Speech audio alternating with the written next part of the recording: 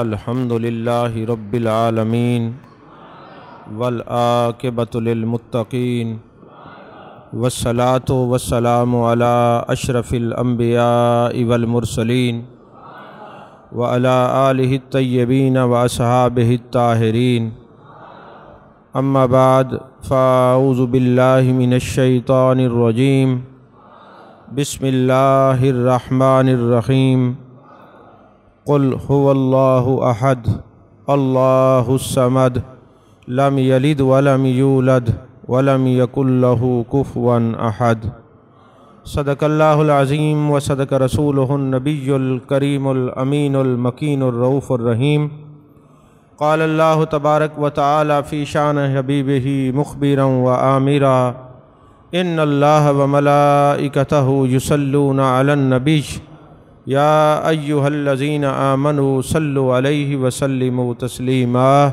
اللہم صلی علی سیدنا و مولانا محمد وعلی آل سیدنا و مولانا محمد وبارک وسلم وصلی علیہ الصلاۃ والسلام علیک یا رسول اللہ وعلی آلک و صحابک یا حبیب اللہ۔ تمام تعریفیں اللہ تبارک و تعالیٰ کے لیے جو خالق کائنات بھی ہے، مالک ششجہات بھی، جو احد بھی ہے، صمد بھی ہے، جس کی شان لم یلد بھی ہے ولم یولد بھی۔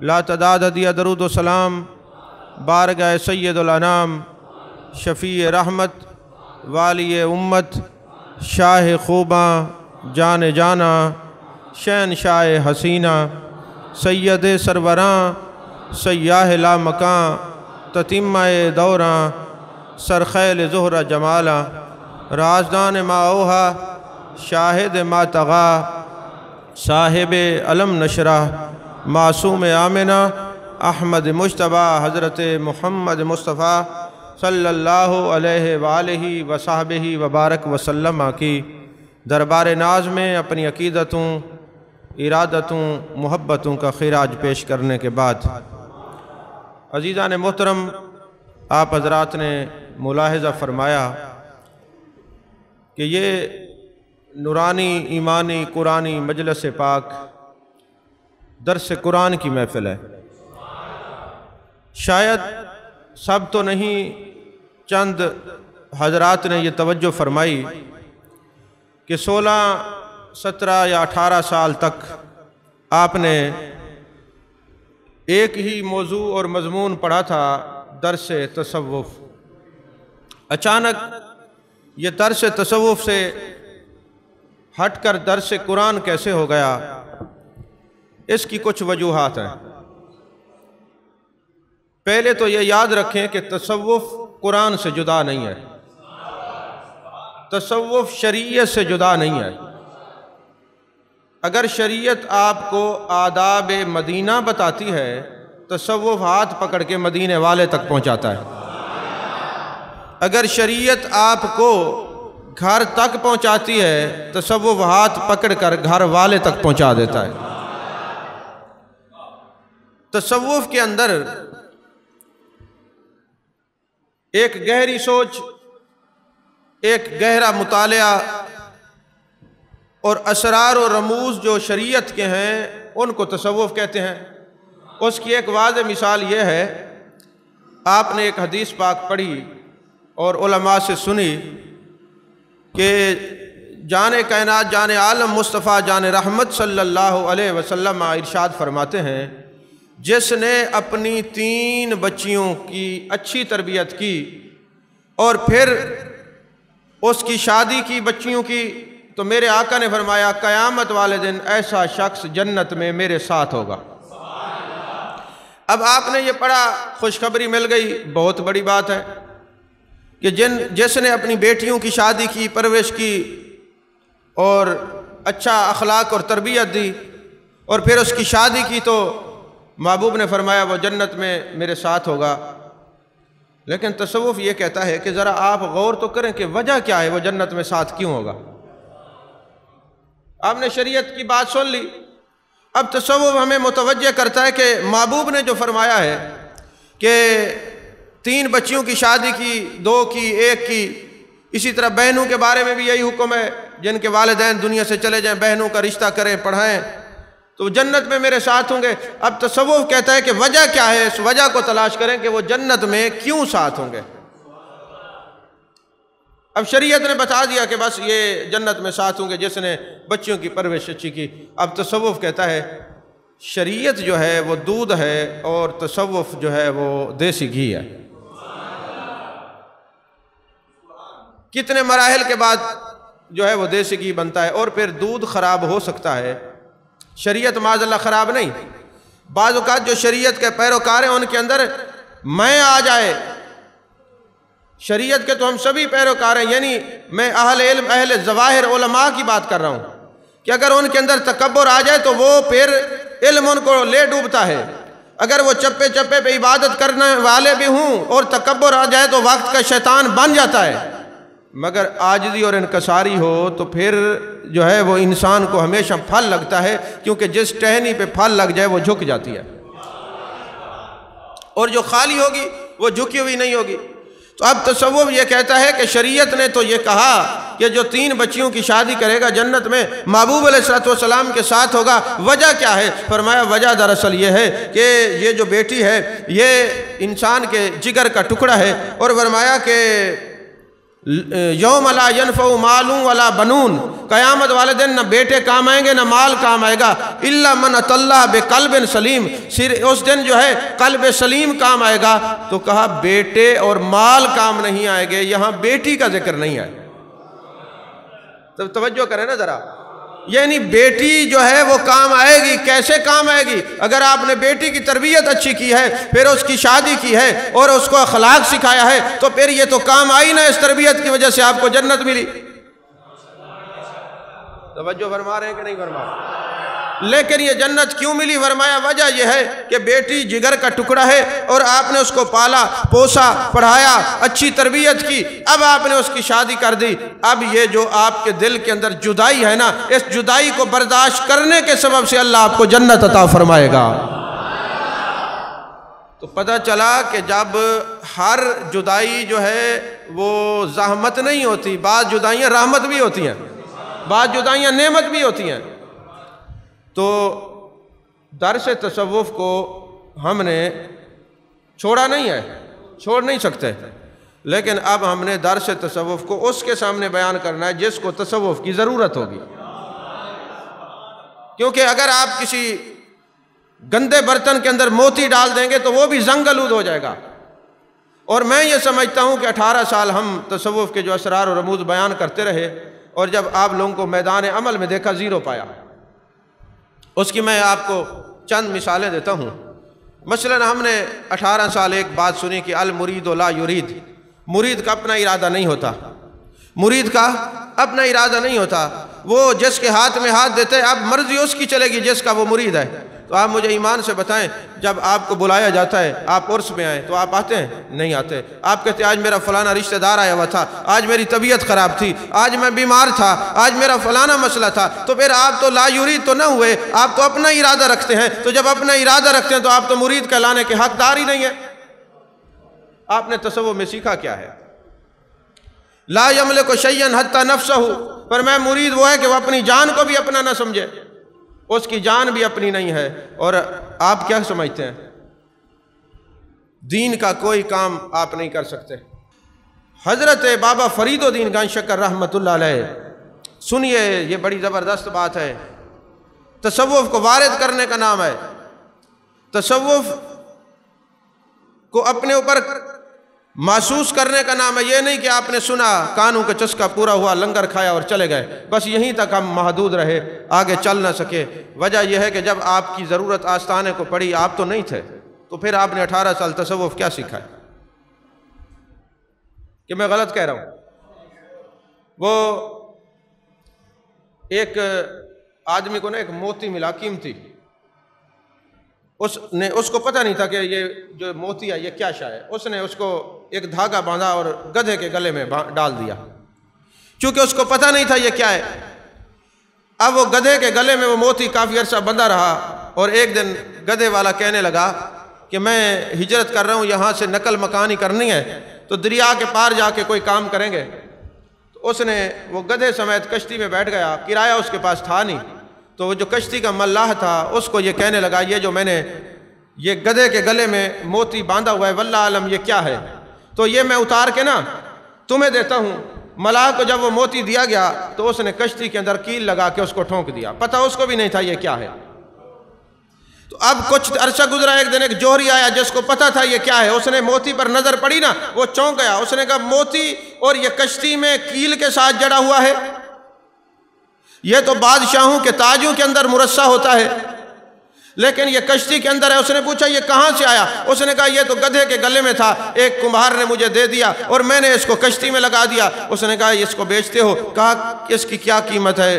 چلو دے دو۔ اس نے 10 درہم دے دیے، جبکہ وہ کروڑوں اس کی قیمت تھی، مالیت تھی، کروڑوں دراہم اور دینار اس کی مالیت تھی۔ اس نے 10 روپے کے اندر وہ موتی لے لیے اور وہ اس نے خوشبو لگائی اور ایک چاندی کی ڈبیا کے اندر موتی کو رکھا، اور جب سویرے دیکھا تو موتی کے 2 ٹکڑے ہوئے پڑے تھے۔ اس نے موتی سے سوال کیا کہ اے موتی تو گدھے کے گلے میں رہا، تجھے کچھ نہیں ہوا، تو جناب والا کشتی میں لگا رہا، تجھے کچھ نہیں ہوا، اب تیرے 2 ٹکڑے ہو گئے جبکہ میں جوہری ہوں۔ تو اللہ نے موتی کو بولنے کی طاقت دی۔ موتی کلام کرتا ہے کہ جب میں گدھے کے گلے میں تھا اس کو پتہ نہیں تھا کمبھار کو میری قیمت کیا ہے، ملاح کو پتہ نہیں تھا قیمت کیا ہے، اب میں 2 ٹکڑے اس ارمان اور درد سے ہوں، تجھے میری قیمت کا بھی پتہ تھا پھر بھی 10 روپے تو نے میری قیمت لگائی ہے،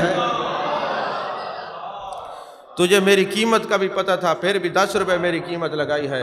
تصوف بھی ایک موتی ہے۔ افسوس یہ ہے کہ تمہیں یہ بار بار ان کے بارے میں بتایا گیا، سالہ سال بیت گئے مگر کچھ نہ ہوا، کوئی اثر نہیں ہوا، کوئی سمجھ میں نہیں آیا۔ تو میں نے کہا یہ ہم لوگوں کے گدھوں کے گلے میں مت موتی ڈالیں، ہم کشتی میں نہ ٹھونکیں، اب جس کو اس موتی کی ضرورت ہوگی اس کو سامنے بٹھا کے پڑھا بھی دیا جائے گا، اگر اس کا ظرف ہوا تو تصوف کا علم پلا بھی دیا جائے گا۔ حضرت خواجہ نظام الدین اولیاء محبوب الہی رحمت اللہ علیہ ایک دن حضور بابا فرید الدین گنج شکر رحمت اللہ علیہ کتاب پڑھا رہے تھے جس کا نام عوارف المعارف ہے۔ اپنے اپنے گھر میں رکھو، اس کو پڑھا کرو، کیونکہ ہمارے بزرگ اس کو پڑھاتے آئے ہیں۔ یہ حضرت بہاؤالدین زکریہ رحمت اللہ علیہ کے پیر حضرت شیخ شہاب الدین سہروردی رحمت اللہ کی تصنیف ہے، اور یہ صوفیہ اور اصفیہ اس کو جو ہے وہ پڑھاتے رہے، سب کن پڑھاتے ہیں۔ آپ زہد الانبیاء حضرت حضور شیخ الاسلام والمسلمین بابا فرید الدین گنج شکر رحمت اللہ علیہ اپنی خانقاہ میں عوارف المعارف کا روزانہ درس دیا کرتے تھے۔ یہ اتنی نایاب کتاب ہے۔ تو ایک دن حضرت نظام الدین اولیاء شاگرد ہیں، بابا فرید الدین پیر بھی ہیں، استاد بھی ہیں، اور یہ عوارف المعارف کا درس دے رہے ہیں۔ اب یہ سنیے، ادب دیکھیے، تصوف والے یہ ایسے ہوتے ہیں۔ تو ابھی جو چونکہ پرنٹنگ پریس تو تھی نہیں کہ کتاب چھپی ہوئی ہو، قلمی نسخے ہوا کرتے تھے، ہاتھ کے ساتھ لکھنے والے قلمی نسخے۔ تو ایک سطر جو تھی وہ مٹی ہوئی تھی، تو حضرت خواجہ نظام الدین اولیاء رحمت اللہ علیہ نے اپنے مرشد حضور بابا فرید الدین گنج شکر رحمت اللہ علیہ کی خدمت میں عرض کی، حضور آپ کے جو بھائی ہیں نا نجیب الدین بابا فرید الدین کے بھائی ہیں، نجیب الدین متوکل، حضور اگر آپ کہیں تو میں یہ عوارف المعارف کا ایک نسخہ جو سطر مٹی ہوئی نہیں ہے آپ کے بھائی نجیب الدین کے پاس ہے، اگر آپ کہیں تو میں لے آؤں۔ اب مجھے یہ بتائیں، یہ بے ادبی تو نہیں ہے بظاہر، کچھ بھی نہیں ہے۔ حضور بابا صاحب نے ایسے دیکھا اور منہ نیچے کر لیا، گویا ناراضگی کا اظہار کیا کہ مرید اور شاگرد کے لیے اتنا بھی جائز نہیں ہے کہ اپنے پیر کو مشورہ دے۔ آپ نے محسوس کر گئے، آپ نے فرمایا میاں زندگی گزر گئی ہے عوارف المعارف پڑھاتے ہوئے، یہ جو سطر ہے یہ صفحہ کرتاس سے مٹی ہے، فرید الدین کے ذہن سے تو نہیں مٹی نا، فرید الدین کے ذہن سے تو نہیں مٹی، یہ تو صفحہ کرتاس کاغذ کو کہتے ہیں نا، کاغذ سے یہ سطر مٹی ہے، فرید الدین کے ذہن سے تو نہیں مٹی۔ بس حضرت نظام الدین اولیاء کو بڑی تکلیف ہوئی کہ میں نے اپنے مرشد کو مشورہ کیوں دیا ہے۔ جنگلوں میں چلے گئے، بیابانوں میں چلے گئے، مٹی اٹھا کے سر پہ ڈالتے تھے کہ میں مرید ہو کے المرید لا یرید لا یملک شیئا حتی نفسہ، یہ میرا مزاج اور میری مرضی تو اپنی نہیں ہونی چاہیے، میں نے اپنے یار کو مشورہ کیوں دیا ہے؟ 3-4 دن جنگلوں بیابانوں میں روتے رہے، تڑپتے رہے، مچلتے رہے، اور لوگ آ کے کہتے حضور بابا صاحب کی خدمت میں حضور نظام الدین کا حال عجیب ہے، وہ روتے ہیں، تڑپتے ہیں، حضور ان کو بلا لیجئے۔ آپ فرماتے نہیں ابھی نہیں، ہماری مجلس میں رہے، مرید کہلائے اور پھر پیر کو مشورہ دے، مرید کہلائے اور پھر پیر کو مشورہ دے۔ لگتا ہے ابھی نظام الدین کو تصوف سمجھ نہیں آیا۔ کئی دن گزرے، آخر کار ایک دن حضور بابا صاحب نے بلا لیا، سینے سے لگایا، وہ زار و قطار رونے لگے، حضور مجھ سے خطا ہوئی ہے، مجھے یہ نہیں کہنا چاہیے۔ آپ نے سینے سے لگایا، فرمایا تمہیں قریب کیا ہے یہ بھی تصوف ہے، تمہیں دور کیا ہے، تمہیں بتایا ہے شیخ کی مجلس میں سنا جاتا ہے، بولا نہیں جاتا، سنا جاتا ہے، بولا نہیں جاتا۔ یہاں تو آپ 5 منٹ کے لیے کسی کو اپنے ساتھ بٹھا لیں، پتہ لگے گا یہ دنیا کا سب سے بڑا مشورے دینے والا یہی ہے، یہ بولنے والا یہی ہے۔ شاید وہ سمجھتا ہے میں پتہ نہیں کیا چیز ہوں، اور ایسے لوگوں کو پھر اللہ اٹھا کے پھینک دیتا ہے۔ تو حضرت نظام الدین اولیاء رحمۃ اللہ علیہ نے تصوف سمجھا تو شیخ کو مشورہ نہیں دیا، اور اگر بے خیالی میں دے بیٹھے تو پھر جو حالت گزری، تو میں یہ سوچتا ہوں اگر تصوف سب کو سمجھ آتا تو خواجہ معین الدین چشتی اجمیری ایک نہ ہوتے، تصوف سب کو سمجھ آتا تو خواجہ قطب الدین بختیار کاکی ایک نہ ہوتے، تصوف سب کو سمجھ آتا تو حضور بابا فرید الدین گنج شکر ایک نہ ہوتے، تصوف سب کو سمجھ آتا تو نظام الدین محبوب الہی ایک نہ ہوتے، تصوف سب کو سمجھ ہوتا تو حضرت امیر خسرو ایک نہ ہوتے۔ جن کو سمجھ آ جاتی ہے پھر قبریں بھی ان کی زندہ رہتی ہیں۔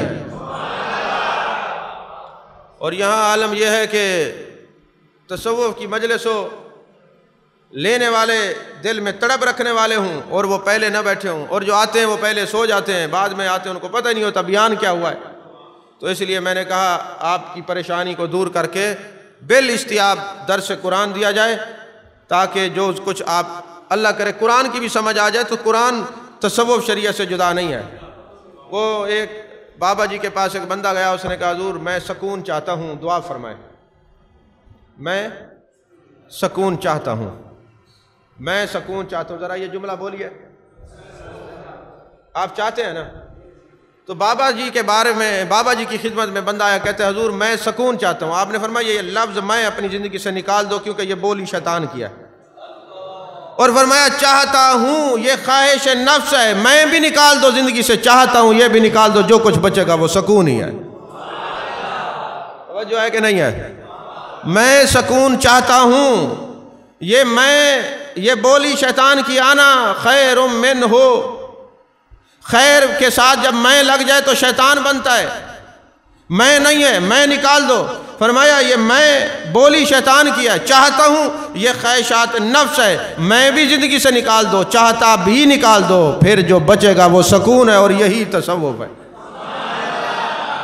حضرت خواجہ نظام الدین اولیاء رحمۃ اللہ علیہ کی خدمت میں نا مرید بیٹھے ہوئے تھے، تو آپ کوئی بات کرنے لگے تو کوئی درمیان میں بول پڑا، جیسا کہ ابھی دیکھتے ہیں نا آپ، اب یہاں محفل ہوتی ہے، محفل کے بعد ہم لائبریری میں جا کے بیٹھتے ہیں تو کئی لوگ بیٹھے ہوتے ہیں، ان کو پتہ نہیں دماغوں میں کیڑے ہوتے ہیں اور پتہ نہیں کہاں کہاں کیڑے ہوتے ہیں، وہ چپ کر کے نہیں بیٹھتے، خواہ مخواہ کے سوال کرتے رہیں گے، خواہ مخواہ کے مشورے دیتے رہیں گے۔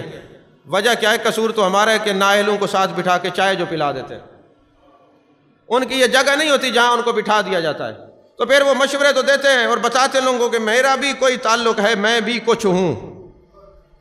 میں نے کہا ہر جگہ میں کچھ ہوں نظر نہیں آتا، تارے خوب چمکتے ہیں، مگر جب سورج آ جائے تارے ہوتے ہیں نظر نہیں آتے۔ توجہ ہے کہ نہیں ہے؟ جب سورج ہوتا ہے پھر تارے نظر نہیں آتے۔ تو حضرت نظام الدین اولیاء کی مجلس میں آپ بولنے لگے تو کسی نے درمیان میں کلام کر دیا، جیسے ہی کلام کیا آپ نے فرمایا خاموش، بس وہ خاموش ہوئے۔ 40 سال مرید زندہ رہا، بولا نہیں۔ تو کسی نے کہا حضرت آپ بولتے نہیں، کہا شیخ نے فرمایا تھا خاموش، خاموشی کا حکم ملا تھا، بولنے کا تو حکم ملا ہی نہیں ہے نا۔ مجھے دیکھتا ہے جو بھی لیتا ہے نام تیرا، میں تو خاموش ہوں، حالت میری خاموش نہیں ہے۔ عزیزان محترم، یہ جو تصوف ہے نا، حضرت جنید بغدادی رحمۃ اللہ نے اپنے ایک شاگرد کو کہا، مرید کو کہا کہ میں نے کچھ کاغذات لکھے، جاؤ دریا برد کر کے آؤ۔ اس نے کہا پتہ نہیں حضرت کی شتیحات قلبی ہیں تو میں اس کو دریا برد نہیں کرتا۔ تو آپ نے پوچھا دریا برد کر دیا؟ اس نے کیا نہیں تھا۔ کہا حضور کر دیا۔ فرمایا نہیں کیا، اگر تو نے دریا برد کیے ہوتے تو تمہیں کچھ نظر آتا، جاؤ کر کے آؤ۔ جب وہ گیا نا تو اس نے دریا میں پھینکا تو بہت بڑا جانور ہے، اس نے وہ کاغذات اپنے اندر سمیت اپنے اندر لے لیے۔ تو جب وہ آیا اس نے کہا حضور میں نے ایسے پھینکے۔ انہوں نے کہا یہ تصوف کے اسرار اور رموز تھے، میں نے دریا میں 2 وجوہات سے پھینکوائے۔ ایک تو یہ ہے کہ اب اہل نہیں ملتے جن کے سامنے تصوف کی تعلیم دی جائے، اور دوسری بات یہ ہے کہ میں نے کہا جب قرآن و حدیث ہے تو پھر میں یہ شتیات قلبی لوگوں کو کیوں بیان کروں؟ بس یہ قرآن سے جڑے رہیں تب بھی یہ کامیاب ہو ہی جائیں گے۔ اس لیے اتنا سال محنت کے باوجود جب ہم نے دیکھا کہ لوگ وہی مشورے ہیں، وہی باتیں ہیں، اب تو میں سیدھی بات کہہ رہا ہوں، لوگ تصوف سیکھنے نہیں آتے، سکھانے کے لیے آتے ہیں۔ آپ میں سے کسی کو 2 منٹ اپنے ساتھ بٹھا لیں، تقریر ہی ختم نہیں ہوگی، سوالات ہی ختم نہیں ہوں گے، پھر آپ نے کیا تصوف سیکھا ہے؟ آپ اپنا بھی ٹائم ضائع کرتے ہیں اور ہمارا بھی 18 سال ہم نے ضائع کر دیے آپ لوگوں کے اوپر، لیکن میدان عمل میں جب دیکھا تو 0 نکلے۔ تو ہم نے کہا تصوف کے لیے 0 نہیں ہیرو چاہیے ہوتے ہیں، اور وہی ان کی قبریں بھی قیامت تک زندہ رہتی ہیں۔ عزیزان محترم، آپ کے سامنے سورہ اخلاص شریف پڑھنے کا شرف حاصل کیا ہے۔ تقریر اب شروع ہو رہی ہے۔ پہلے میں نے یہ صرف ایک سوال کا جواب دیا ہے کہ یہ درس قرآن کیوں ہے۔ اب انشاءاللہ زندگی نے وفا کی تو اگلے جمعے کو بالاستیاب درس قرآن ہوگا، یعنی اگلے جمعے صرف بسم اللہ الرحمن الرحیم پہ درس ہوگا، پھر سورہ فاتحہ، پھر اسی طرح سورہ بقرہ، یعنی جس آیت کو ہم چھوڑیں گے اگلے جمعے وہیں سے درس قرآن ہوگا بالاستیاب۔ تو تفسیر قرآن انشاءاللہ بیان کریں گے۔ تو سورہ اخلاص، اس کو سورہ توحید بھی کہتے ہیں۔ سورہ توحید، سورہ اخلاص، اس میں اللہ تبارک و تعالی نے اپنے بارے میں تعارف کروایا ہے، لیکن تعارف کیسے کروایا؟ فرمایا قل هو اللہ احد، محبوب ان سے فرمائیے وہ ایک ہے۔ اللہ نے فرمایا محبوب ان سے فرما دیجئے وہ ہوا کی ضمیر کا مرجع اللہ کی ذات ہے۔ فرمایا محبوب ان سے فرما دیجئے وہ ایک ہے۔ اللہ چاہتا خود فرما دیتا میں ایک ہوں، یہ کیوں فرمایا محبوب آپ فرمائیے وہ ایک ہے؟ توجہ ہے؟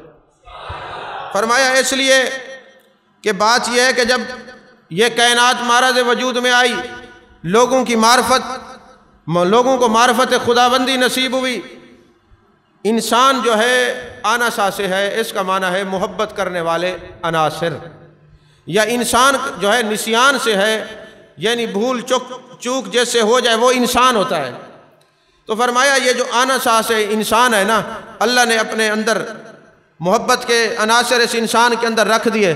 جب محبت کے عناصر اس انسان کے اندر رکھے، جب یہ دنیا میں آیا، وہ جو اندر عناصر تھے انہوں نے جستجو شروع کی کہ جس مالک نے ہمیں پیدا کیا ہے اس کو تلاش کیا جائے، اس مالک کو دیکھا جائے، اس مالک کی توحید اور معرفت حاصل کی جائے۔ اب وہ تلاش میں لگ گیا، کسی نے بتوں کو پوجنا شروع کر دیا، کسی نے درختوں کو پوجنا شروع کر دیا، کسی نے سورج کو پوجنا شروع کر دیا، کسی نے پہاڑوں کو کہا یہ خدا ہے، کسی نے سورج کو کہا یہ خدا ہے، لیل و نہار کی گردشیں آتی رہیں۔ اب انسان اس کو تلاش کر رہا تھا، اب تلاش کرنے تک غزالی کہتے ہیں میں سب کے ساتھ ہوں، تلاش اسی کو کر رہے تھے۔ اب میرا رستہ جدا ہو جاتا ہے کہ تلاش کرنے کا طریقہ صحیح کون سا ہے، غلط کون سا ہے۔ فرمایا صحیح طریقہ ہے قل ان کنتم تحبون اللہ فاتبعونی یحببکم اللہ، محبوب اگر یہ کہتے ہیں ہمیں اللہ سے پیار ہے تو ان سے فرمائیے کہ آپ کے فاتبعونی میرے پیچھے پیچھے چلو یحببکم اللہ، پھر اللہ تمہیں اپنا محبوب بنا لے گا۔ اب اتباع مصطفیٰ سے جو رب کی تلاش کرنے کا رستہ ہے وہ سچا ہے، باقی سارے رستے باطل ہیں۔ اب مختلف لوگوں کو ادراک ہوا، جیسا کہ امام فخر الدین رازی کہتے ہیں ایک بڑھیا بیٹھی تھی چرخہ چلا رہی تھی، ایک بندہ چلا گیا، اس نے کہا اماں تجھے پتہ ہے اللہ ہے؟ اس نے کہا ہاں مجھے پتہ ہے۔ کہا تجھے کس نے بتایا اللہ ہے؟ کہا میرے چرخے نے۔ کہا چرخہ بولتا بھی ہے؟ کہتے ہاں، اگر دل کی آنکھیں ہوں تو پھر نظر بھی آتا ہے، دل کے کان ہوں تو پھر انسان کو سنائی بھی دیتا ہے۔ کہا اس چرخے نے مجھے بتایا رب ہے۔ کہنے لگی اماں تجھے کیسے پتا چلا؟ چرخے نے بتایا۔ کہا میرا چھوٹا سا چرخہ ہے، میں اس کو چلاتی ہوں تو یہ چلتا ہے، روک دیتی ہوں تو روک جاتا ہے۔ جب میرا چھوٹا سا چرخہ میرے چلانے کے بغیر چلتا نہیں اور روکنے کے بعد پھر چلتا نہیں، میں چلاتی ہوں تو چلتا ہے، روکتی ہوں تو رکتا ہے، تو میرا چرخہ بھی چلانے والے سے چلتا ہے، تو یہ پوری نظام کائنات کا چرخہ بھی تو کوئی چلانے والا ہے جس کو خدا کہتے ہیں، جس کو خدا کہتے ہیں۔ اس نے کہا اماں پھر یہ بتا اللہ ہیں کتنے؟ اس نے کہا ایک ہے۔ تو تجھے کس نے بتایا؟ کہا مجھے چرخے نے بتایا۔ کہتے کیسے چرخے نے بتایا؟ اس نے کہا میں اس کی ہتھی پکڑتی ہوں نا، میں اس طرف چلاتی ہوں، چلتا ہے، اس طرف چلتا ہے۔ اگر یہ دو ہوتے، وہ ایک طرف کھینچتا، میں اس طرف کھینچتی، یہ ٹوٹ جاتا۔ تو اس لیے جب میرا چرخہ دو کے چلانے سے نظام بگڑتا ہے تو پوری نظام کائنات میں چلانے والا ایک ہے تو نظام چل رہا ہے۔ توجہ ہے کہ نہیں ہے؟ تو درختوں نے بتایا وہ رب ہے، پہاڑوں نے بتایا رب ہے، چاند ستاروں نے بتایا رب ہے۔ یہ سارے دلائل تھے اس کے ہونے کے، مگر خاموش دلائل تھے، خاموش دلائل تھے۔ کہا کوئی دلیل ایسی ہونی چاہیے جو بول کے بتائے کہ اللہ ہے۔ آدم علیہ السلام آئے، اللہ ہے، اے آدم آپ نے دیکھا؟ نہیں دیکھا۔ جبریل امی آتے ہیں، حریم ناز کا پردہ ہے، جبریل وحی الہی لے کے آتے ہیں، دیکھا نہیں ہے۔ نوح علیہ السلام آپ نے دیکھا، جبریل امی آتے ہیں۔ شیش علیہ السلام آپ نے دیکھا، جی جبریل امی نے بتایا ہے۔ اب یہ فرشتے نے بتایا ہے، وحی الہی نازل ہوتی ہے۔ اب 1,00,000 کم و بیش 24,000 پیغمبر جو ہیں وہ جبریل امی آتے ہیں، وحی الہی نازل ہوتی ہے تو وہ بتاتے ہیں۔ یہ ناطق دلائل تھے اس کے ہونے کے۔ اب ضرورت اس بات کی تھی کہ کوئی ایسا بھی ہو جو آئے، دیدار کر جائے، ملاقات کر جائے، اور سبحان الذی اسریٰ بعبدہ لیلا من المسجد الحرام الی المسجد الاقصیٰ، پاک ہے ذات جو جس نے اپنے عبد مقرب کو سیر کرائی۔ فرمایا محبوبہ آئیے، دیدار کر جائیے، اور پھر اعلان کیجئے رأیت ربی فی احسن صورہ، میں رب کو اصلی شکل میں دیکھ کے آیا ہوں۔ اس کے دو معنی ہیں، ایک معنی ہے کہ جو رب کی شکل ہے میں دیکھ کے آیا ہوں، اور دوسرا معنی ہے جو میری اصل ہے میں اپنی اصل میں اس کو دیکھ کے آیا ہوں۔ توجہ ہے کہ نہیں؟ رأیت ربی فی احسن صورہ، میں اس کو دیکھ کے آیا ہوں۔ اب جتنے دلائل تھے ناطق، پر جبریل امی کے کہنے پہ، فرشتے کے کہنے پہ فرمایا لا الہ الا اللہ، نہیں ہے کوئی معبود صرف اللہ ہے، محمد الرسول اللہ، حضرت محمد اللہ کے رسول ہیں۔ کہا لا الہ الا اللہ دعویٰ ہے، محمد الرسول اللہ دلیل ہے۔ محمد الرسول اللہ دلیل کیسے؟ فرمایا مجھے جو وحدہ لا شریک مانتا ہے، اس میں یہ سچائی کی بات ہے، وہ محبوب جن کو کافر بھی صادق اور امین کہتے ہیں، اس نے بتایا کہ وہ عبادت کے لائق کوئی نہیں، صرف اللہ ہے، لا الہ الا اللہ محبوب نے پڑھایا ہے۔ وجہ کیا ہے؟ محبوب آئے ہیں، دیدار کر کے گئے ہیں، محبوب آپ نے دیدار کیا ہے، رأیت ربی فی احسن صورہ اعلان کیا ہے۔ محبوب یہ جتنے دلائل تھے فرشتے کے بتانے سے، آپ تو مجھے دیکھ کے گئے ہیں، اب امت کو بتائیے قل هو اللہ احد، وہ ایک ہے، وہ ایک ہے، وہ ایک ہے، وہ ایک ہے۔ لفظ کل پر بات کریں تو 20 خطاب ہو سکتے ہیں۔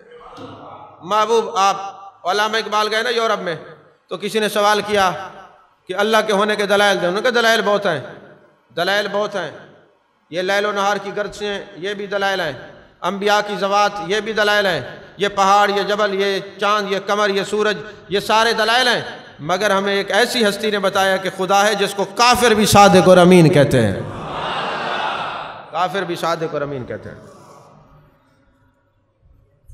تو عزیزان محترم، اللہ فرماتے قل هو اللہ احد، محبوب ان سے فرما دیجئے وہ۔ اچھا ایک جو ہوتا ہے اس کا آدھا بھی ہوتا ہے، اچھا جو ایک ہوتا ہے اس کے بعد پھر 2 3 4 بھی ہوتے ہیں۔ اب یہ جو ہم اللہ کے لیے ایک بولتے ہیں، یہ ایک کون سا ایک ہے؟ ایک ہوتی ہے توحید، اللہ کو ایک مانا، ایک ہوتی ہے منشأ توحید۔ یہ جو کہتے ہیں نا بس توحید کی بات کرو، ذرا کسی مواحد کو بٹھا، ہم بھی اوریجنل مواحد تو ہم ہیں، بٹھا کے پوچھو کہ یہ بتاؤ منشأ توحید کیا ہے، وہ کہے گا اللہ کو ایک ماننا۔ بھئی اللہ کو ایک ماننا تو توحید کی تعریف ہے، ڈیفینیشن ہے۔ منشأ توحید کیا ہے؟ توحید کا منشأ کیا ہے؟ بھئی ہم جو درس تصوف سے ہٹ کے درس قرآن پہ لگ گئے، منشأ کیا ہے؟ کہا توحید کا منشا اس کا یکتا ہونا ہے، اس کا الہ ہونا ہے، اس کو وحدہ لا شریک اور اظہار ربوبیت ہے، اس کی شان الوہیت کا اظہار جو ہے وہ منشا توحید ہے۔ توجہ ہے کہ نہیں ہے؟ تقریر تھوڑی سی مشکل ہے، اہل علم کے لیے تو آسان ہے، لیکن اب میں کیا کروں کہ اس سے آسان مجھ سے تقریر ہوتی نہیں ہے۔ تو وہ جو ایک ہے اس کا نصف بھی ہوتا ہے، اس کی گنتی بھی ہوتی ہے۔ تو کہا پریشان ہونے کی ضرورت نہیں، منطقی فلسفی متکلمین کھڑے ہو گئے نیچے، ان کی عقلیں یہاں تک تھیں۔ توحید کی کئی اقسام ہیں، توحید عددی، توحید جنسی، توحید اتصالی، توحید نوعی اور توحید حقیقی۔ کہا توحید عددی جو ہے، جو ایک کا نصف بھی ہوتا ہے، ایک کے بعد گنتی بھی ہوتی ہے، جو اللہ کے لیے یہ مانے وہ مشرک ہے، اللہ کے لیے توحید عددی نہیں ہے۔ توحید جنسی، وہ ایک آدم تھا اور اب کتنی آدمیت آپ کو نظر آتی ہے۔ فرمایا لام یلد ولم یولد، نہ وہ کسی کا باپ ہے نہ کسی کا بیٹا، تو توحید جنسی بھی اللہ کے لیے نہیں ہے۔ تو بنی نو انسان، توحید نوعی، نو جو ہے وہ حادث ہے، اللہ کی ذات قدیم ہے، تو اللہ کے لیے توحید نوعی بھی نہیں ہے، توحید اتصالی بھی نہیں ہے، اللہ کے لیے توحید حقیقی ہے۔ اور توحید حقیقی کی تعریف یہ ہے جو اپنے ایک ہونے میں کسی کا محتاج نہ ہو، وہ واحد حقیقی ہے، وہ اللہ ہے۔ قل واللہ احد۔ تو واحد حقیقی، واحد حقیقی، توجہ فرما رہے ہیں کہ نہیں؟ اللہ کے لیے جو توحید ہے اس کا نام کیا ہے؟ توحید یاد رکھیں۔ اب جو آپ سے کوئی کہے کہ توحید کا عقیدہ آپ لوگ بیان نہیں کرتے، ذرا ان سے بٹھائیے، بتائیں توحید کی اقسام کتنی ہیں، اور پھر اللہ کے لیے کون سی توحید ہے؟ اس کی ماں مر جائے گی، اس کو نہیں آئے گا۔ یہ آپ کو لنگر ملے گا تو غزالی زماں کے دسترخوان سے ملے گا، یہ لنگر ملے گا تو تاجدار گولڑا کے دسترخوان سے ملے گا، یہ لنگر ملے گا تو بابا فرید الدین زہد الانبیاء کے دسترخوان سے ملے گا، یہ لنگر ملے گا تو عقائد کی کتابوں میں عبدالعزیز پراڑوی جو حافظ جمال اللہ ملتانی کے خلیفہ ہیں، یہ اولیاء کی جماعت سے یہ دسترخوان سے لنگر ملے گا کہ توحید کی قسمیں کتنی ہوتی ہیں۔ ان کو نہیں پتا توحید کیا ہوتی ہے، پھر کہتے ہیں سنی توحید بیان نہیں کرتے۔ میں نے کہا بیان ہی سنی کرتے ہیں، توحید بیان ہی سنی کرتے ہیں۔ مولانا روم نے توحید کو دو طریقے سے سمجھایا ہے۔ ایک طریقہ انہوں نے یہ سمجھایا، یہ پہلے آپ سن چکے، میں دوبارہ دہرا رہا ہوں۔ اللہ نے قرآن میں فرمایا نا وَمَن يُضْلِلْ فَلَن تَجِدَ لَهُ وَلِيًّا مُرْشِدًا، میں جب کسی کو گمراہ کرتا ہوں نہ ولی کے نزدیک جان دیتا ہوں نہ مرشد کے۔ جب بندے نے بد قسمتی آڑے آتی ہے نا، اس کو زیرو ہونا ہوتا ہے، وہ شیخ کے آستانے سے دور کر دیا جاتا ہے۔ اب مولانا روم نے توحید کو یوں سمجھایا ہے کہ ایک پیر کا مرید تھا، تو پیر کے پاس گیا، کہنے لگا حضرت بڑا غریب ہوں تو کوئی مہربانی کرے۔ پہلے تو کہتے اللہ کرم کرے گا، ایک دن وہ مرید ہی گل پڑ گیا، اس نے کہا اللہ تو کرم کرے گا، آپ کی بارگاہ میں جو آتے کچھ کرے نا۔ انہوں نے کہا ایک کاغذ لے آؤ، کاغذ کے اوپر ایک لکھ دیا، کہا جاؤ تمہیں غیب سے 1 روپیہ ملے گا۔ کچھ عرصے کے بعد کسی اور کے بزرگ سے ملاقات ہوئی، اس نے 0 بڑھا دی، 10 ہو گئے، پھر 100 ہو گئے۔ جب 100 ہوئے نا تو وہ پھر اپنے پیر کے خلاف ہو گیا۔ اور یاد رکھیں جب بھی کوئی بندہ خلاف ہوتا ہے اس کے پیچھے دولت اور پیسہ ہوتا ہے، کیونکہ میرے آقا نے فرمایا کہ دین غریبوں سے شروع ہے اور غریبوں پر ختم ہوگا۔ اور یہ حدیث بخاری کی پہلی حدیث بھی حدیث غریب ہے اور آخری بھی حدیث غریب ہے۔ امام بخاری نے ابتدا بھی حدیث غریب سے کیا ہے، انتہا بھی حدیث غریب سے۔ کیوں؟ کہ یہ دین غریبوں سے شروع ہے اور غریبوں میں رہے گا۔ اور جب بندے کے پاس پیسہ آتا ہے تب وہ اپنے پیر خانے سے اور خدا سے دور ہوتا ہے، یا پھر اعتراضات آتا ہے تو تب دور ہوتا ہے۔ اب وہ 100 روپیہ جب ہوا تو اس کے دل میں یہ بات ہے مجھے انہوں نے دیا کیا ہے، مجھے کیا ملا ہے ان سے۔ اب بد قسمتی وہ چل پڑا کہ میں جا کے مناظرہ کرتا ہوں، جا کے اپنے شیخ کی خدمت میں بیٹھا اور کہنے لگا آپ نے مجھے دیا کیا ہے؟ تو فلاں نے 10 دیے، فلاں نے 100 کر دیا، میں فلاں کے پاس گیا، مجھے انہوں نے فلاں تویز دیا اور فلاں برکت ہو گئی، آپ نے کیا دیا؟ آپ نے فرمایا وہ کاغذ لے آؤ۔ جب وہ کاغذ لے آئے فرمایا ہم اپنا 1 ہٹاتے ہیں، 100 سے 1 ہٹ جائے کیا ہوتا ہے؟ زیرو زیرو، یہی توحید کا معاملہ ہے۔ اگر کوئی کلمہ نہیں پڑھتا، نماز پڑھے تب بھی زیرو، روزہ رکھے تب بھی زیرو، نیکیاں کرے تب بھی زیرو، صلہ رحمیاں کرے تب بھی زیرو۔ جب وہ لا الہ الا اللہ کہہ دیتا ہے، پھر وہ نماز پڑھتا ہے تب بھی برکت، وہ روزے رکھتا ہے تب بھی برکت، وہ زکوٰۃ دیتا ہے تب بھی برکت، وہ حج کرتا ہے تب بھی برکت۔ کہا اپنے اعمال میں برکات کے لیے اور قرب خدا اور قرب مصطفیٰ کے لیے توحید کو بھی ماننا پڑے گا، میرے مصطفیٰ کی رسالت کو بھی ماننا پڑے گا، توحید کو بھی ماننا پڑے گا اور رسالت کو بھی ماننا پڑے گا۔ لا الہ الا اللہ محمد رسول اللہ اکٹھے ہیں نا، تو ہم سنی ہیں، ہم توحید اور رسالت کا ذکر اکٹھے کیا کریں گے۔ توحید کا ذکر بھی ہماری سٹیجوں پر ہوگا، رسالت کا ذکر بھی ہوگا۔ اچھا، ایک توحید اور رسالت کے بیان میں جدا نہ سمجھا جائے، لا الہ الا اللہ محمد رسول اللہ جدا نہ سمجھا جائے۔ ابھی تو میں نے کلمے کی ترکیب بیان نہیں کی کہ پہلے لا ہے، لا الہ الا اللہ، پہلے نفی ہے پھر اثبات ہے۔ یہ کیوں ہے؟ کیونکہ آپ الجھ جائیں گے، ہم الجھانا نہیں چاہتے۔ 18 سال ہم آپ سے الجھے رہے، اب ہم توبہ طائب ہو گئے۔ 18 سال آپ لوگوں سے الجھے رہے، اب توبہ طائب ہو گئے۔ اللہ ہمیں اس توبہ پر استقامت نصیب فرمائے۔ اللہ کی مرضی کے بغیر کوئی پتہ نہیں گرتا، اللہ کی رضا کے بغیر یہاں کوئی نہیں آتا، اللہ کی مرضی کے بغیر یہاں سے کوئی نہیں ہٹتا۔ جب اس کی مرضی ہے کہ آپ آ جائیں تو ہم آپ کو ویلکم کرتے ہیں، جب اس کی مرضی ہے آپ نہ آئیں تو تب بھی ہم خوش ہوتے ہیں، اس لیے کہ خوش قسمتی پہ ناز کرنا چاہیے۔ اتنا لاکھوں لوگوں کے مریدین میں سے آپ آج بھی اپنے شیخ کے آستانے پہ بیٹھے ہیں، یہ اس کا کرم نہیں تو اور کیا ہے؟ اور درس قرآن کی مجلس میں بیٹھے ہیں، یہ کرم نہیں تو کیا ہے؟ ایک بھینگا اپنے استاد کے پاس بیٹھا ہوا تھا، یہ مولانا روم نے مثنوی شریف میں یہ توحید اور رسالت کا مقام سکھایا ہے۔ تو بھینگا بیٹھا ہوا تھا استاد کے سامنے، توحید اور رسالت کی بات ہو رہی تھی۔ استاد کہتے بیٹے، اگر رسالت نہیں تو توحید کا ماننا ناکافی ہے، اور اگر توحید کو مانا اور رسالت کو نہیں مانا تو ایمان نہیں ہے۔ جب تک کوئی لا الہ الا اللہ کہتا رہے، محمد رسول اللہ نہیں کہے گا تو ایمان نہیں ہوگا، کیونکہ لا الہ الا اللہ یہودی بھی کہتے، عیسائی بھی کہتے، دوسرے بھی کہتے، جب محمد رسول اللہ کہے گا تو مومن ہوگا نا۔ تو اب استاد سمجھا رہا ہے کہ توحید و رسالت کا باب جدا نہیں، پر بھینگا جو ہے اس کو نظر ہی دو آتے ہیں۔ وہ تو خواجہ فرید سے پوچھے نا، وہ خواجہ فرید سے پوچھے دوئی سے کیسے دور ہوا جاتا ہے، یکتائی کی لذت کیا ہوتی ہے۔ یہ تو کسی عاشق سے پوچھا جائے نا تو تب پتہ چلے گا۔ تو بھینگے کو استاد نے کہا کہ تجھے دو نظر آتا ہے، ہوتا ایک ہے۔ جب اس کو سمجھ نہ آئی تو استاد نے کہا جاؤ کمرے کے اندر شیشہ پڑا ہے لے آؤ۔ اب وہ آئینہ اٹھانے کے لیے جب گیا نا، تو جب وہاں پہ پہنچا آئینہ اٹھانے کے لیے تو واپس آیا، کہتے استاد جی اندر تڈو شیشے پہن تھا جو بھینگا، شیشہ تو ایک تھا۔ کہا جی اندر دو پڑے ہیں۔ استاد کو غصہ آیا، کہتے یہ پتھر لے لو اور جا کے شیشے کو مارو، جو ٹوٹ جائے اس کو چھوڑ دو، جو بچ جائے اٹھا کے لے آنا۔ یہ جو پیچھے بیٹھ کے موبائلوں میں گھسے ہوئے ہیں، یہ مجھے سارے نظر آ رہے ہیں، اسی لیے تو تصوف بند ہوا ہے، کیونکہ آپ نااہل لوگ ہیں۔ اگر کسی بارش کے اندر نا آپ بیٹھے ہو نا، برتن آپ کا سیدھا ہوگا تو قطرے آئیں گے نا، اگر برتن ہی الٹا پڑا ہوگا تو اس کے اندر کیا آئے گا؟ بارش برستی رہے، آپ کا برتن ہی الٹا ہے تو اس کے اندر کیا آئے گا؟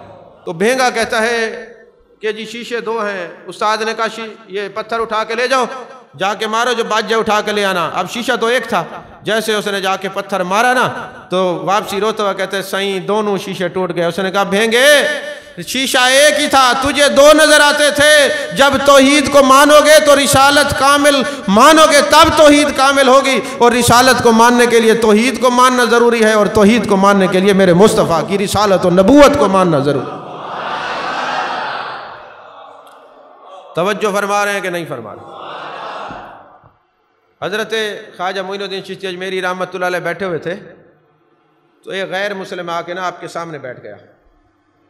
سامنے بیٹھا تو کہنے لگا حضرت میں یہ دیکھ رہا ہوں میں نے اپنے نفس کی مخالفت کی ہے، تو میرا اندر کھل گیا ہے، میں کشف الصدور ہو گیا ہوں، میں اندر تک پورا ایکس رے کر لیتا ہوں، بندے کو دیکھ لیتا ہوں، آپ کے دل کے اوپر نا مجھے سیاہ دھبا لگ رہا ہے۔ تو خواجہ معین الدین چشتی اجمیری رحمۃ اللہ فرمان لگے یہ دھبا لگ رہا ہے میرے دل پر، آپ کو کہتے ہیں، کہتے کلمہ پڑھ لو۔ آپ نے فرمایا کلمہ پڑھ لو۔ وہ کہنے لگا حضرت دھبا آپ کے دل پہ ہے، کلمہ مجھے پڑھا رہے ہیں۔ فرمایا میں تجھے کہہ رہا ہوں نا کلمہ پڑھ۔ اس نے جب کلمہ پڑھا فرمانے لگے اب میرے دل پہ دھبا نظر آ رہا ہے؟ اس کا نہیں نظر آ رہا۔ فرمایا در حقیقت ولی کا وجود مثل آئینہ ہوتا ہے، جب بندہ سامنے بیٹھا ہے عیب اپنے نظر وجود ولی میں نظر آتے ہیں۔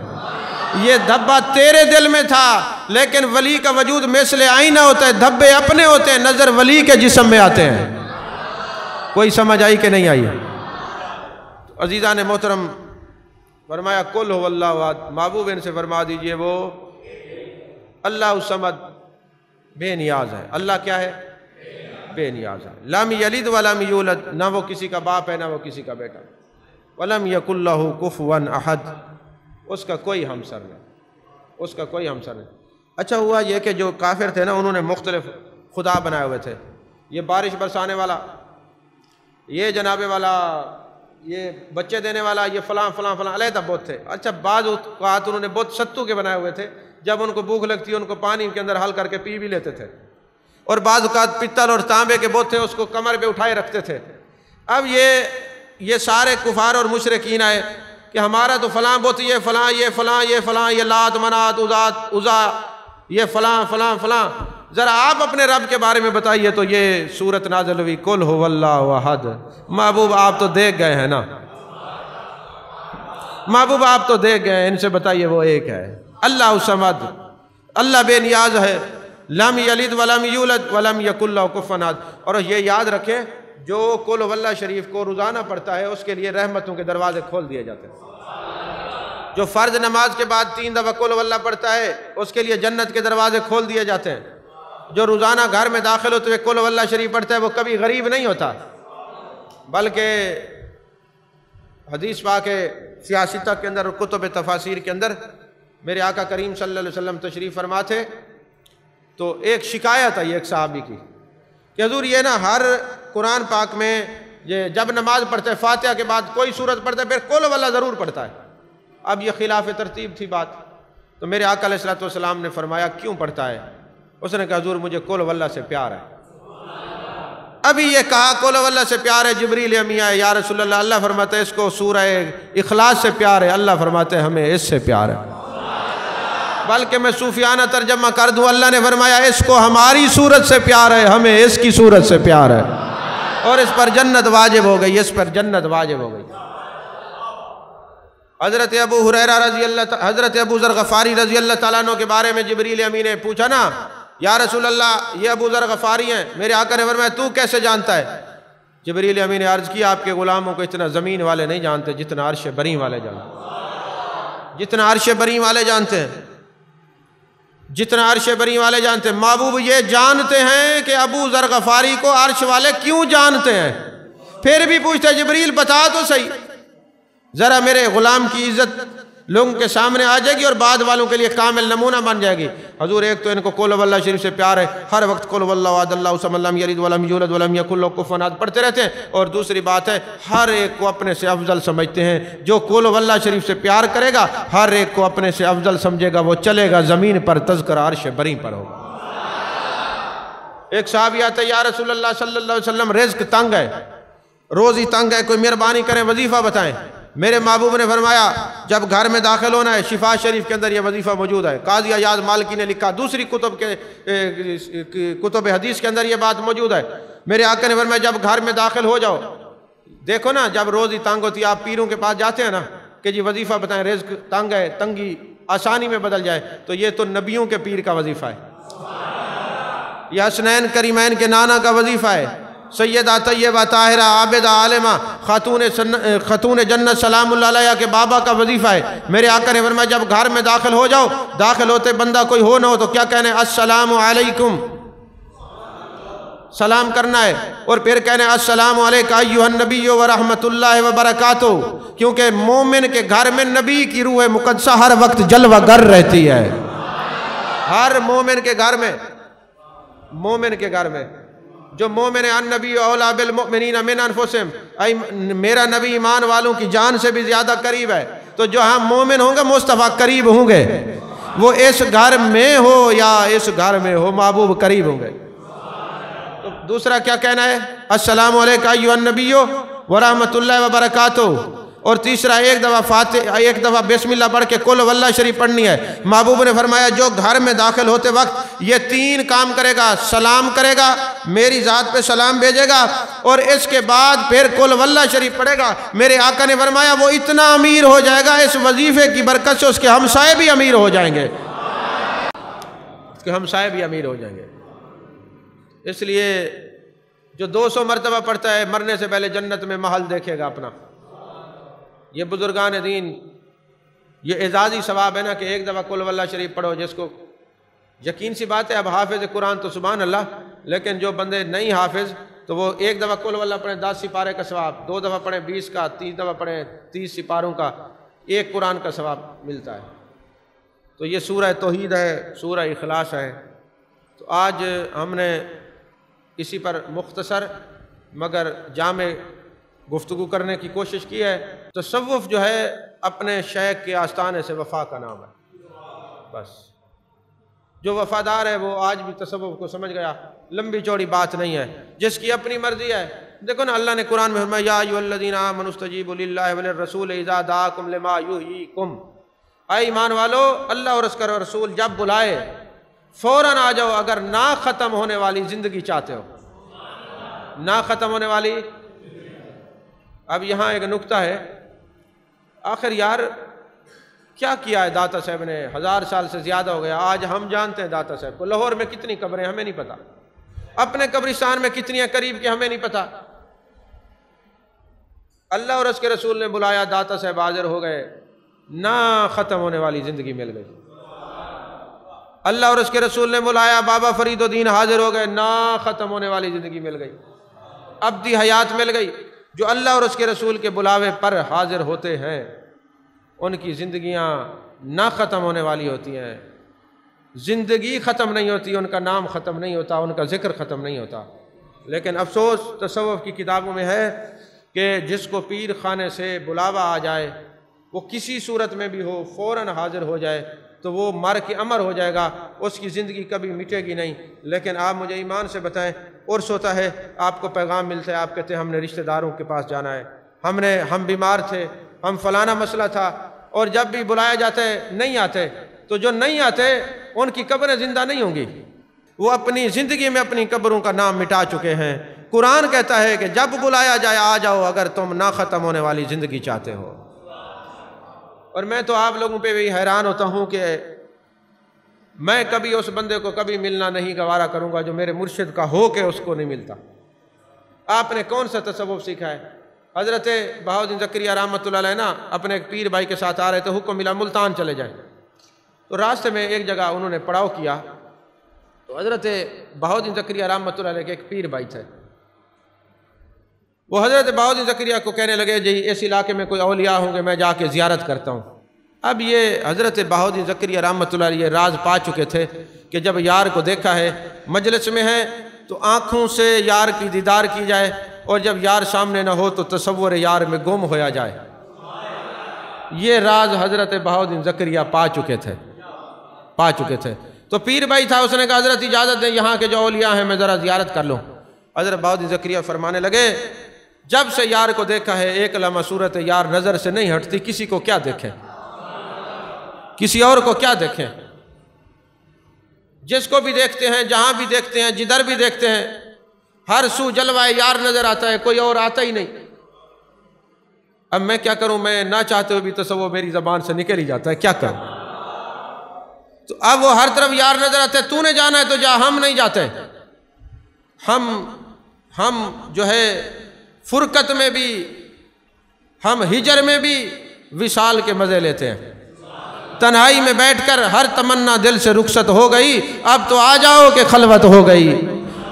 بت تھے تو یار کے جلوہ نظر نہیں آتا تھا، بت نکلے تو پھر عبادت گاہ بنی، تو جب سب کچھ نکل جاتا ہے پھر دل میں دل بھر ہوتا ہے، پھر کچھ نہیں ہوتا۔ تو جہاں بت ہوتے ہیں وہاں دل بھر نہیں ہوتا، کوئی نہیں سمجھ آئی؟ جہاں بت ہوں گے وہاں دل بھر نہیں ہوگا، جہاں دل بھر ہوگا وہاں بت نہیں ہوگا۔ تو آپ نے فرمایا ہم نہیں جاتے، تم چلے جاؤ۔ وہ چلا گیا، ادھر ادھر پھرتا پھرتا رہا، شام کو جب آیا نا حضرت بہاؤالدین زکریا رحمۃ اللہ علیہ نے پوچھا ہاں کس سے ملے ہو؟ جی فلاں سے فلاں سے فلاں سے۔ کیا بات چیت ہوئی؟ کہا فلاں بزرگ سے ملا ہوں، تو انہوں نے پوچھا بتاؤ اس وقت بغداد میں سب سے زیادہ کس کا چرچا ہے؟ بھائی لوگ اکٹھے بیٹھتے ہیں نا، کہتے یار یہ بتائیں اس وقت ملتان میں سب سے خطیب زیادہ کون ہے، بڑا عالم کون ہے، بڑا پیر کون ہے، ہوتے ہیں نا تذکرے ہر شہر میں۔ تو ایسے کسی نے سوال کر دیا کہ یہ بتائیں کہ بغداد میں چرچا کس کا ہے؟ تو حضرت بہاؤالدین زکریا نے فرمایا پھر تو نے کیا کہا؟ کہتے میں نے کہا حضرت فرید الدین عطار کا جو ہے وہ ذکر بہت ہے، چرچا بہت ہے۔ آپ جلال میں آگے فرمائے تجھے اپنے پیر شیخ شہاب الدین کا نام نہیں آتا تھا؟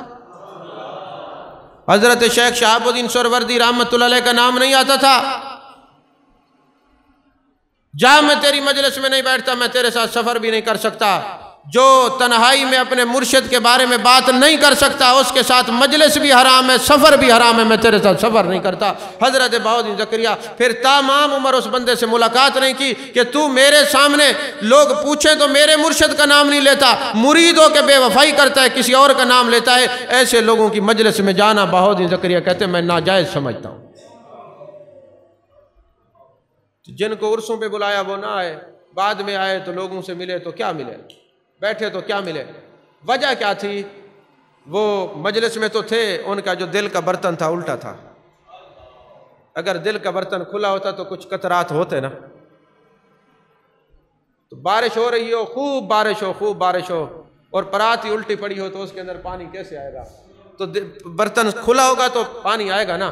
تو اس لیے آپ تصوف کی مجلس ہو، درس قرآن کی مجلس ہو، محبوب کے میلاد کی مجلس ہو، محبوب کی سیرت کی مجلس ہو، محبوب کی صورت کی مجلس ہو، محبوب کے کمالات، حسن و جمال اور معجزات کی مجلس ہو، آپ کا دل کا برتن الٹا ہے تو آپ کو کچھ نہیں ملے گا، اور اگر برتن سیدھا ہے تو پھر آپ آئیں گے مٹی اور سونا بن کے جائیں گے۔ وہ حضور غزالی زماں رحمت اللہ علیہ درس قرآن دے رہے تھے، وہ کیسے آیت رحمتی واسعت کل شیء، کہ میری رحمت نے ہر ایک کو اپنی وسعت میں لے رکھا ہے۔ اب رحمت نے ہر شے کو اپنی وسعت میں لے رکھا ہے، اور رحمت کیا ہے؟ وَمَا أَرْسَلْنَاكَ إِلَّا رَحْمَةً لِلْعَالَمِينَ، گویا میرے محبوب کی شان رحمت للعالمین نے ہر ایک کو اپنے دامن میں چھپا رکھا ہے۔ اچھا جب یہ بات آپ نے کی نا تو ایک اعتراض کرنے والے تو ہوں گے، یہاں بھی کئی بیٹھے ہیں اور بعد میں باہر جا کے بڑ بڑ کرتے ہیں، سننے کو ملتا ہے۔ تو اعتراض کرنے والا کھڑا ہو گیا، اس نے کہا جب ہر شے کو رحمت نے اپنے گھیرے میں لے رکھا ہے تو پھر ابو جہل اور ابو لہب پر رحمت کیوں نہیں پڑی؟ سوال کتنا خوبصورت ہے۔ ابو جہل اور ابو لہب پر رحمت کیوں نہیں پڑی؟ آگے بھی تو غزالی زماں تھے، راضی دوراں تھے، سیدی و سندی حضرت سید احمد سید شاہ صاحب کاظمی رحمت اللہ علیہ تھے۔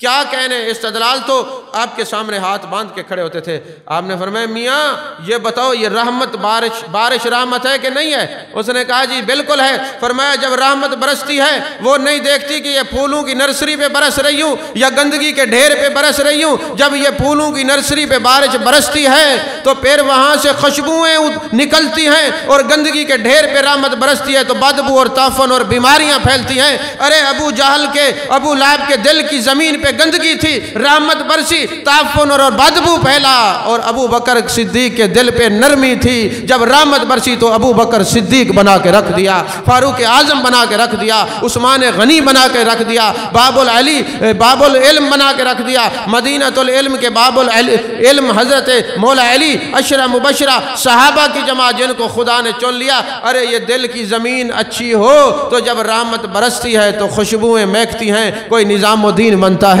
کوئی فرید الدین بنتا ہے، کوئی قطب الدین بنتا ہے، کوئی جناب والا کچھ بنتا ہے۔ اور اگر دل کی جو زمین ہے وہ گندی ہو، جتنی رحمت برستی رہے گی اس میں گندگی پھیلتی رہے گی، ایمان کی دولت نہیں رہے گی۔